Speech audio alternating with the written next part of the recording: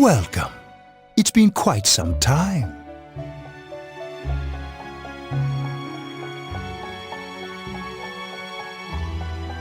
Do not be alarmed. You are fast asleep in the real world. I have summoned you within your dreams.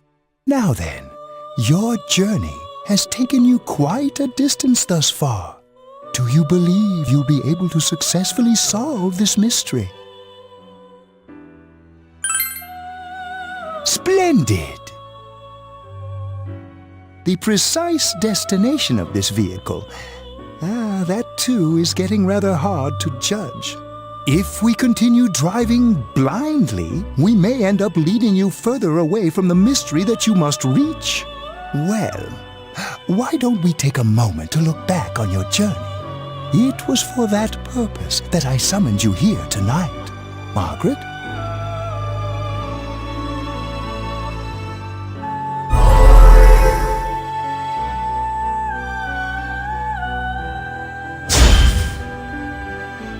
I can't ignore that fact any longer. I need to face the truth head on.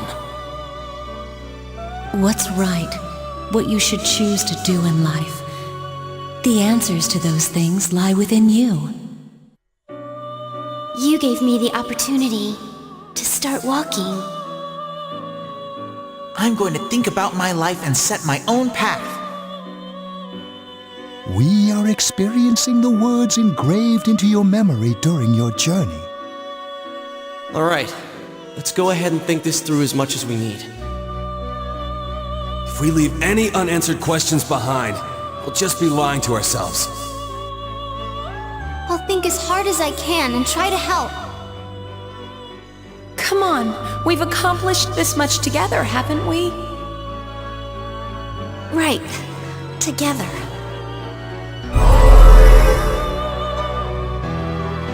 And it seems you have comrades with you as well. Those heading in the same direction through this dense fog.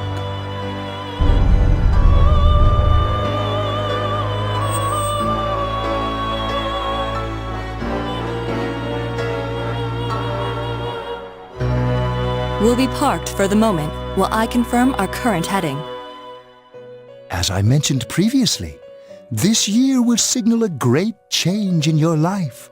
Though there isn't much time left, it can be worth your while to take the time to stop and reflect.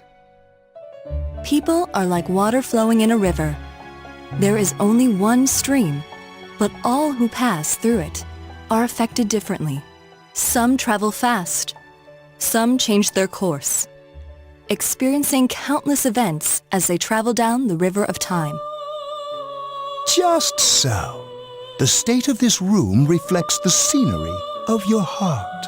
Perhaps this may be a time for contemplation rather than action.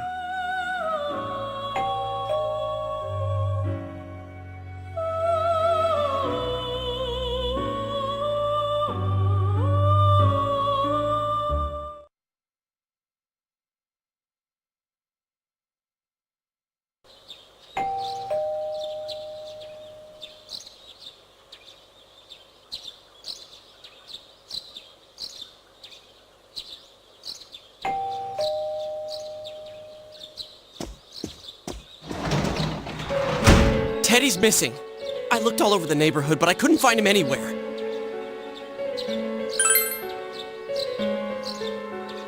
Yeah, me too. He was acting all weird lately. Rise and the others are checking inside the TV to see if he's gone back to the other side. We're meeting pretty soon, so will you come with me to Jeunesse?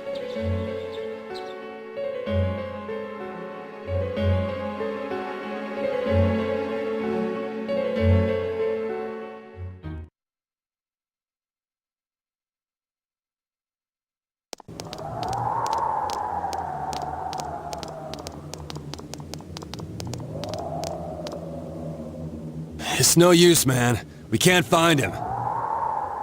No luck for me either. I didn't sense anything over there. The fog's so dense it might be affecting my readings. I wish I could do better. I'm sorry. That Ted. Don't tell me he really went back to his world this time. We told him over and over that he could stay here.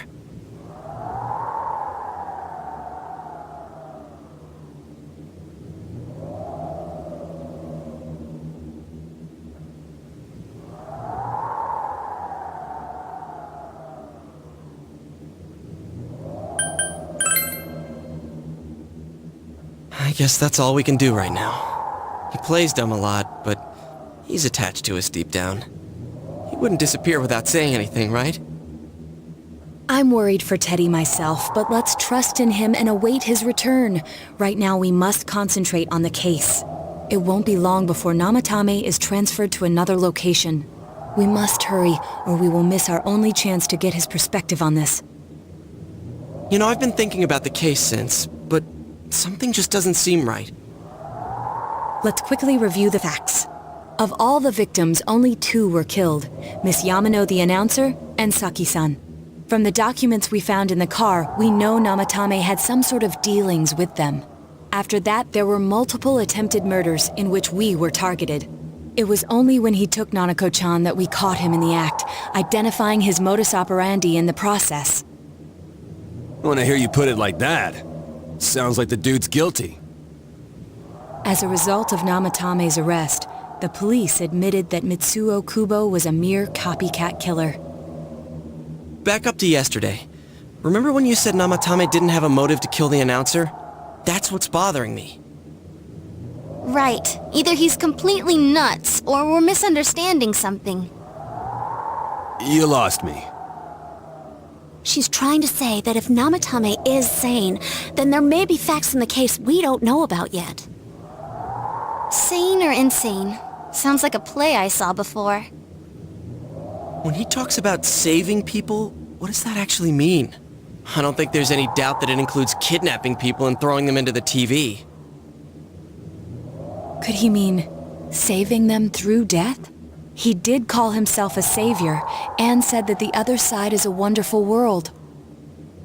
So they'll be saved if they die? What a bunch of crap! The bastard should have gone and saved himself! What do you think, Senpai?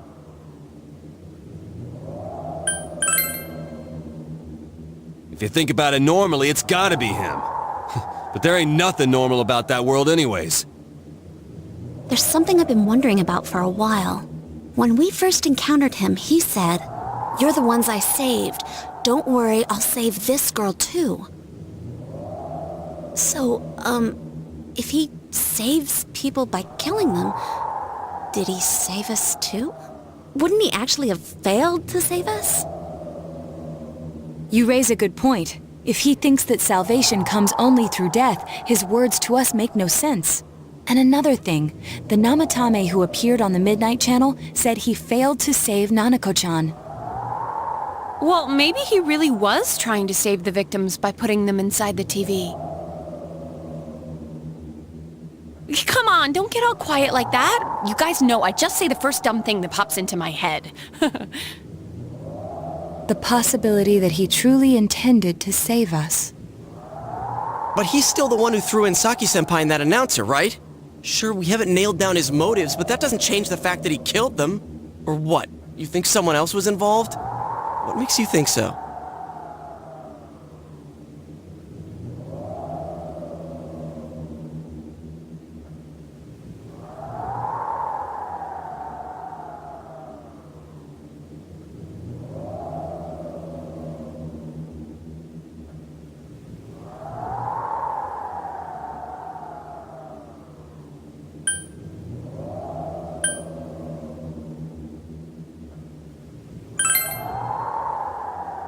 Warning letter? Oh yeah! Whatever happened to that thing? If Namatame's the killer, he must have been the one who wrote it, right? Let's review them.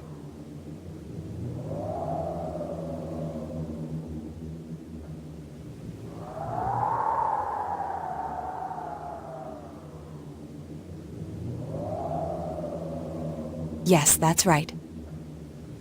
Isn't that kinda odd? Would someone who thinks he's saving people by killing them write stuff like, don't rescue or kill?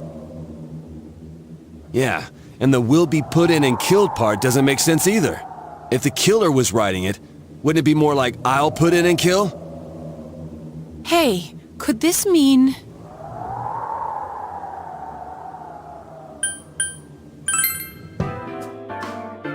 Yeah, it's almost like someone else wrote this letter. But only the killer would write such a letter and deliver it to Dojima-san's house, right? If someone else wrote it, that could only mean... Dear God. Since this is such an unusual case, I was absolutely convinced that other than the Kubo incident, there was one culprit. So Namatame really was trying to save his victims? Everything is exactly the opposite of what it first seemed. In Namatame's parlance, failing would have been the first 2 cases when the victims died. If he had used his method twice and failed both times, he would hardly have continued using the TV. And yet he did. It all seems to suggest that someone else wrote this warning letter while observing the entire case. Someone else? Then, it wasn't Namatame that killed Saki-senpai and the announcer? We can't say for certain yet. We urgently need to speak with Namatame face to face.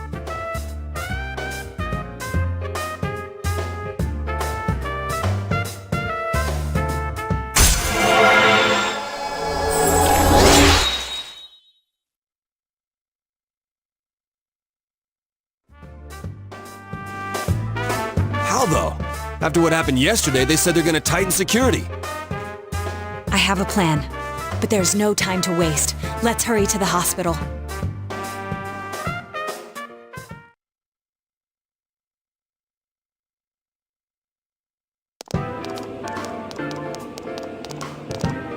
Hey, this place is off limits.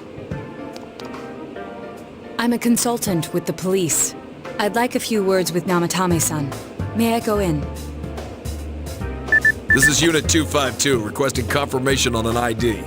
Name of Naoto Shirogane. Huh? Ah, understood. I see. Well, you're on the list.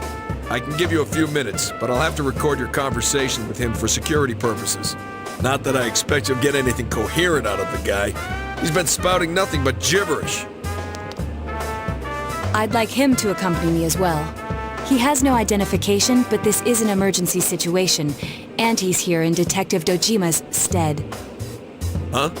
Detective Dojima sent him? I wasn't informed of this. I'll vouch for his identity. Well, I guess it's better than dealing with the man himself. We have our hands full with the transport procedures, so the last thing we need is Detective Dojima running wild. Detective Adachi is busy somewhere too. This is Unit 252. Huh? I see. Has something happened? Something about a suspicious object out in the lobby. Well then, this works out nicely. You should back up your colleagues downstairs. We'll keep watch over Namatame-san. A disturbance in a hospital lobby, after all. It sounds serious.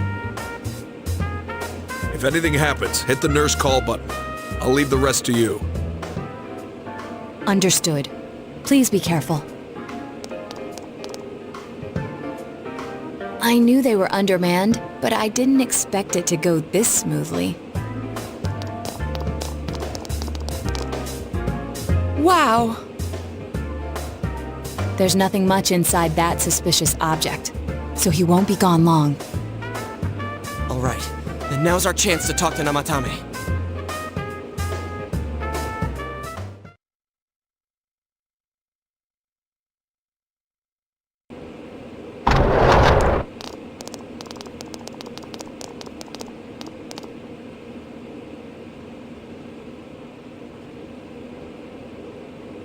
Namatame-san, there's something we'd like to ask you.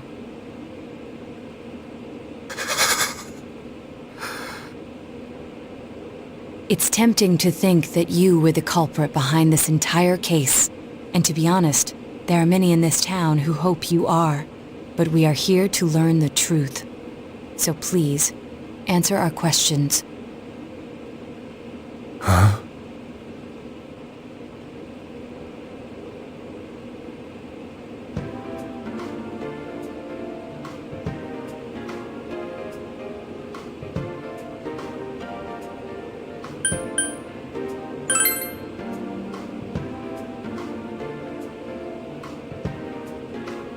No. If nobody saves them, they'll be killed. That's why I put them in there.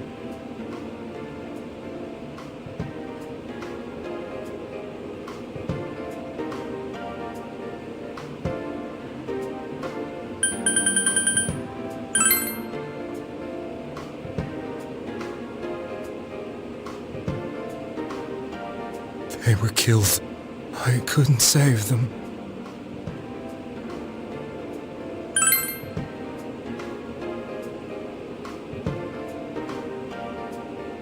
Huh? Me?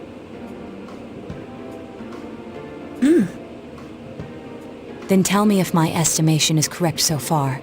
After discovering the Yamano and Konishi incidents, you realized an appearance on the Midnight Channel meant certain death. Thus, to save her from that fate, you kidnapped Yukiko Amagi.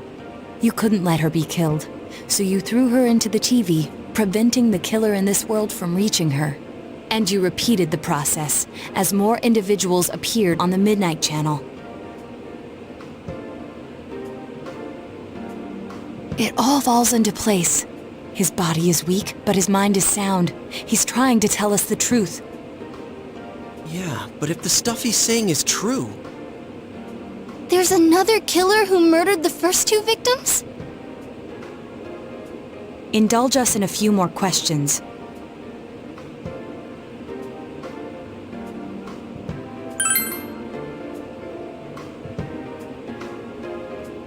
I have no idea. I want to know that too.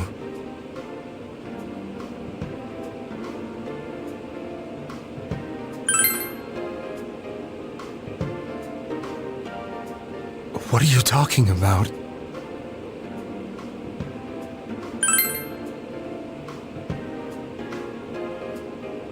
I didn't know. I never thought it would be that kind of place. As I thought. You... believe me? Did they find him? Did they find the one who did such cruel things? Mayumi...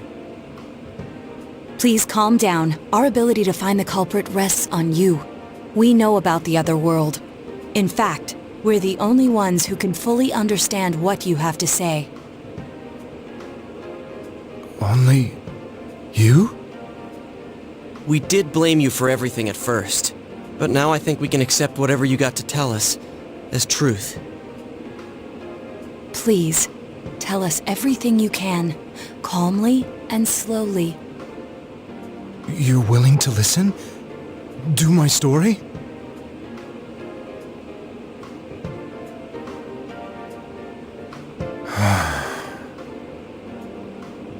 All right.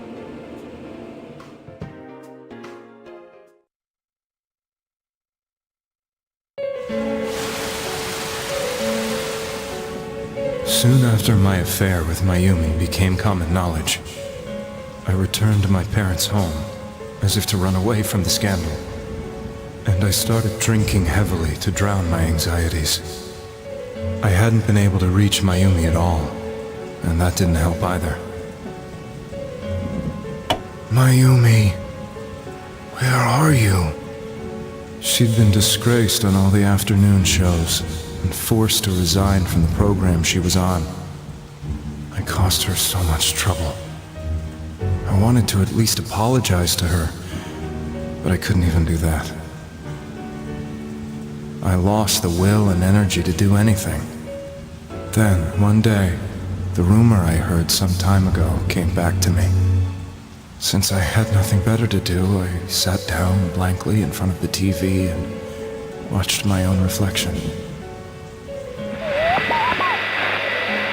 And all of a sudden, there was Mayumi. Mayumi? Is that you?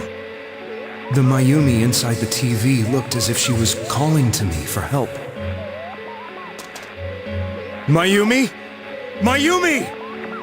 When I reached out unthinkingly to touch her, my arm disappeared into the TV, as if I had dipped it into a pool of water. I was so shocked that I lost my balance and nearly fell face first into the TV.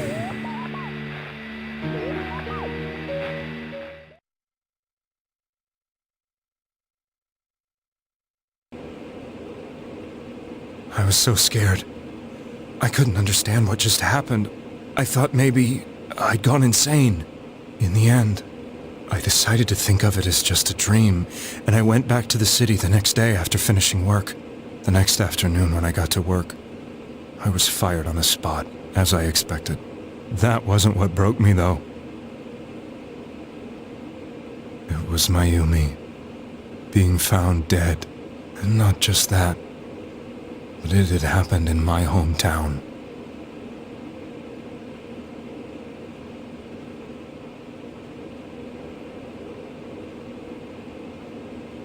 I was dumbstruck. But later on, I remember the image of Mayumi I'd seen that night. Was it not a dream? Could it really have been an SOS from Mayumi? I hadn't touched another TV because the first time was so terrifying, but I decided to try it again, and I confirmed that none of it was a dream. So that image, was it something Mayumi showed me, calling for help? That's how I felt. And eventually, you learned of the Midnight Channel. I remembered that when Mayumi was alive, she was chasing a rumor about some bizarre TV program. I'd heard about it before, but I thought it was just an urban legend. But then Mayumi appeared on it, and later turned up dead. The more I thought about it, the harder it became to believe that the two events were unrelated. Soon after that, I came back to Inaba to answer the police's questions. I'd lost my job, and I wanted to know the truth of Mayumi's death for myself. Then, on another rainy night, someone else appeared on the Midnight Channel. It was a girl. She looked like she was calling for help, just like Mayumi. The first thing that came into my mind was, maybe this girl will be the next to die. And that was Saki-senpai. I'd been following all the news about Mayumi, so I noticed right away that she was the girl who found Mayumi's body. And if my hunch was right, she'd be the next victim. I didn't want her to die the way Mayumi did, so I desperately kept watching. I was consumed with the idea of rescuing her. Then, little by little, her image on the screen came into sharper focus. It became sharper? How did you find out it was her? After I came back, my father couldn't bear to see me in such low spirits, and gave me a job with the family business. I met that girl when I delivered a package to the liquor store.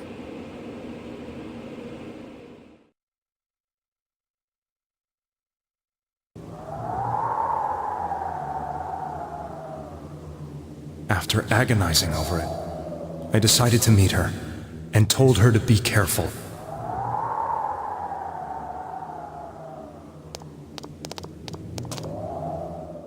But that same night, on the TV,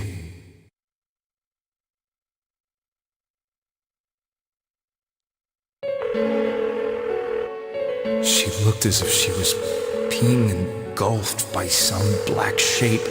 She was writhing in pain. That's why I warned her. Why won't she pick up the phone? Come on! Please!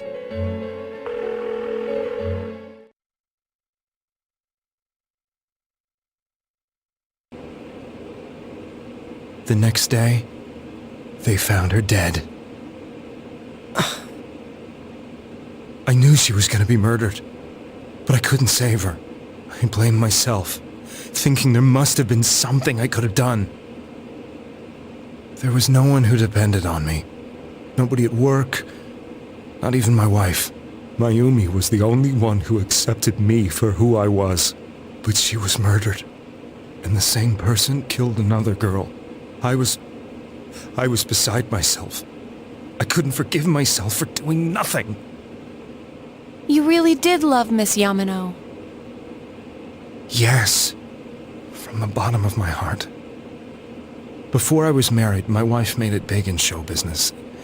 I was happy for her, but it put a strain on our relationship. I think I can kinda relate. It was around that time when I met Mayumi. She was interviewing our candidate for the next election. She was a big-name announcer, but she only worked with local stations, and her attitude towards work was similar to mine. We both came from Inaba, so she was easy to talk to. I knew it was wrong, but I couldn't help getting intimate with her. She gave meaning to my life. Soon after Saki-san was found dead, Yet another girl appeared on TV. That was you.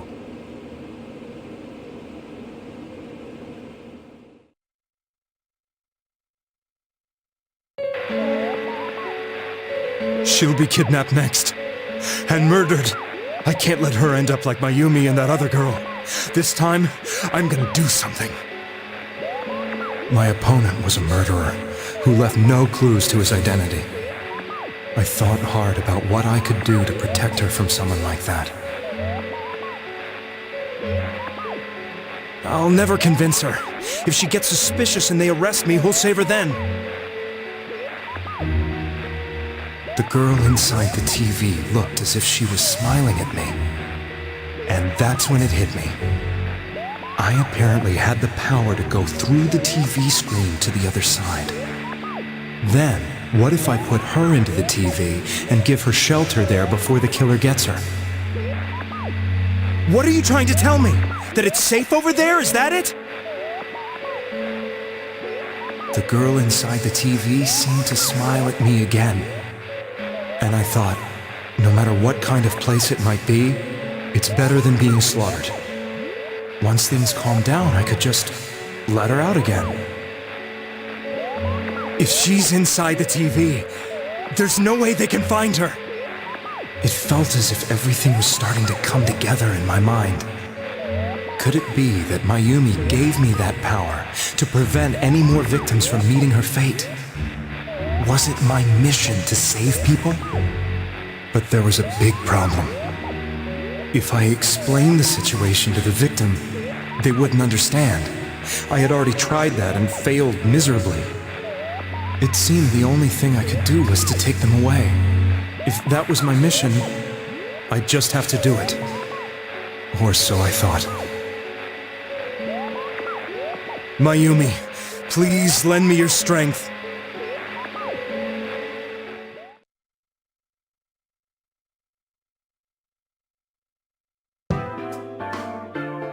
So, since you thought people who appeared on the Midnight Channel would be killed, you kidnapped us in order to save us.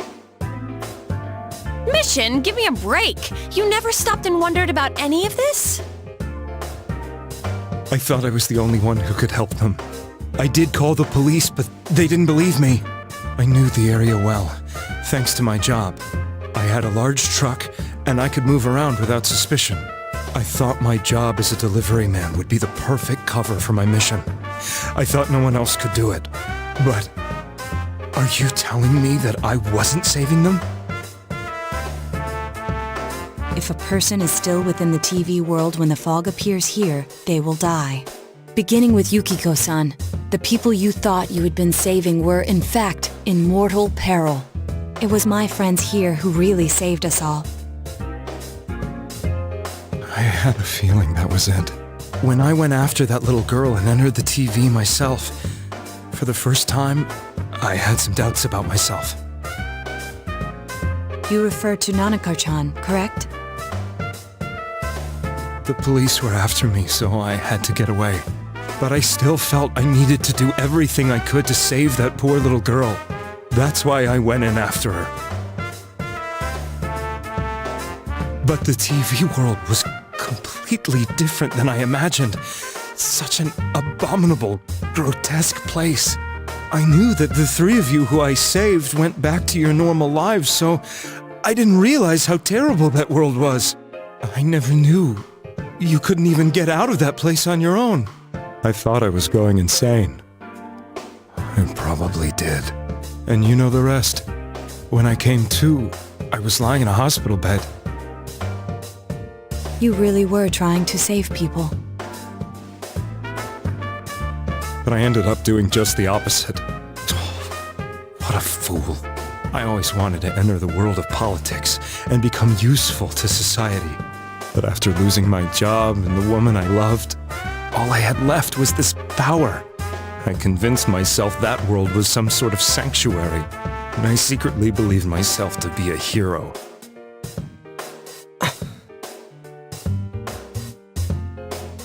I never doubted what I saw on TV, and believed everything was as I wanted it to be. I didn't think for myself at all. That's why I couldn't protect them. I'm to blame for all of this.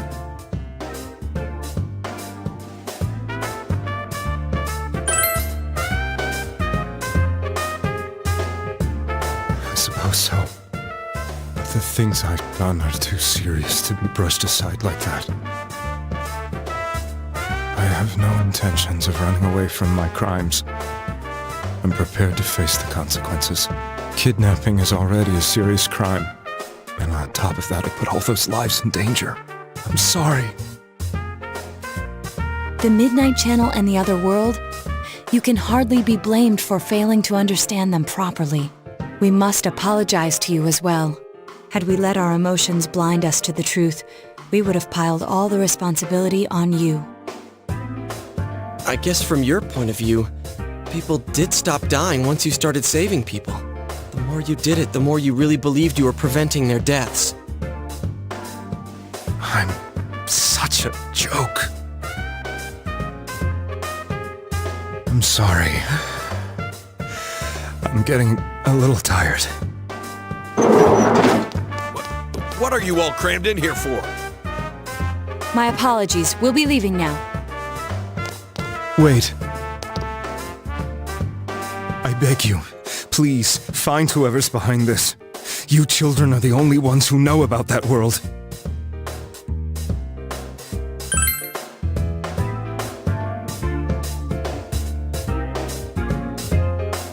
It's all clear now. He never committed any murders. It was another party who threw the first 2 victims into the TV.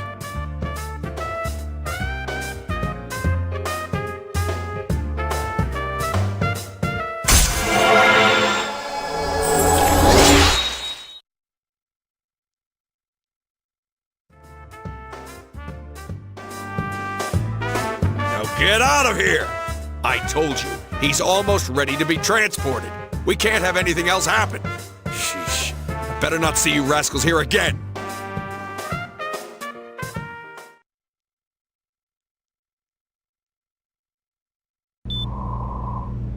Nanako-chan looks like she's in pain. She's fighting for dear life. This was the last place we saw Teddy, right? He was so worried about her. How can he flake out like this when we have to find the real killer? The police consider the matter closed. We'll have to do all the investigation from here on out.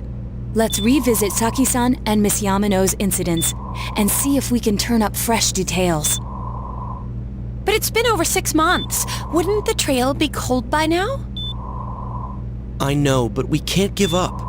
We're the only ones who understand what's really going on. And you never know. People might remember some things now because they've had so much time to think about it. Let's split up and talk to people all over town tomorrow. We'll meet up in the evening to discuss our findings. I hope we can find out something about Teddy, too.